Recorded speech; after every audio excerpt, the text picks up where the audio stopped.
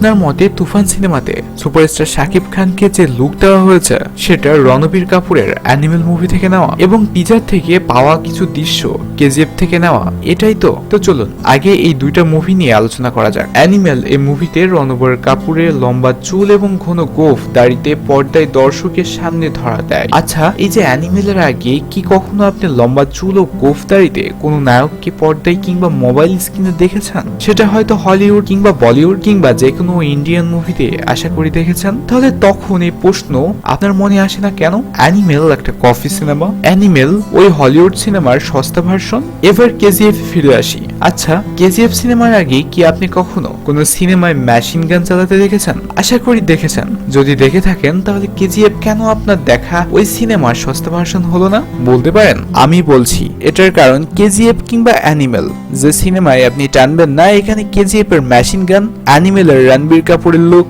একটু ভিন্ন ধারার দর্শকের সামনে প্রেজেন্ট করা হয়েছিল, যে কারণে সব সিনেমার দৃশ্য দর্শকদের চোখে লেগে আছে। উদাহরণস্বরূপ, আপনি যদি সত্যি কেজিএফ কিংবা অ্যানিমেলের বিষয়ে অন্য সিনেমায় দেখে থাকেন তাহলে তুফানকে কেজিএফ কিংবা অ্যানিমেলের সাথে নয়, কেজিএফ কিংবা অ্যানিমেলের পূর্বে যেসব সিনেমা এসেছে সেই সিনেমার সস্তা ভার্সন বলুন। এইটা নিশ্চয় আপনি বলবেন না, কারণ আপনার কাছে নিজের দেশের কোনো ভালো সিনেমার থেকে অন্য দেশ কিংবা অন্য ইন্ডাস্ট্রির সিনেমাকে ভালো বলবেন। হ্যাঁ, ভালোকে অবশ্যই ভালো বলুন, তাতে আমার আপত্তি নেই। তবে এরপর থেকে তুফানকে কেজিএফ কিংবা অ্যানিমেলের সস্তা ভার্সন বলার আগে কেজিএফ কিংবা অ্যানিমেলকে হলিউড কিংবা বলিউডের সেই সকল সিনেমার সস্তা ভার্সন বলুন যেগুলো কেজিএফ কিংবা অ্যানিমেলের আগে হয়েছে। আপনার কথা যদি কিছুক্ষণের জন্য মেনেও নেই, তবু আপনি একবার ভেবে দেখুন, এই যে আপনি অ্যানিমেল অথবা কেজিএফ এর সমস্ত সিনেমার সঙ্গে তুফান সিনেমার কম্পেয়ার করছেন কিংবা এই সিনেমার সস্তা ভার্সন বলছেন, সেগুলো বাজেট কত?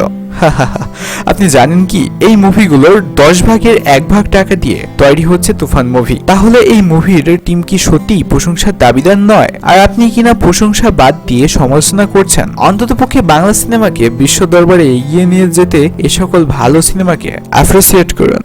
প্রিয় ভিউয়ার্স, ভিডিওটি যদি ভালো লেগে থাকে তাহলে লাইক, কমেন্ট এবং শেয়ার করতে পারেন। আর এরকমই নিত্য নতুন ভিডিও পেতে আমার চ্যানেলটি সাবস্ক্রাইব করুন। Thank you watching my video. By.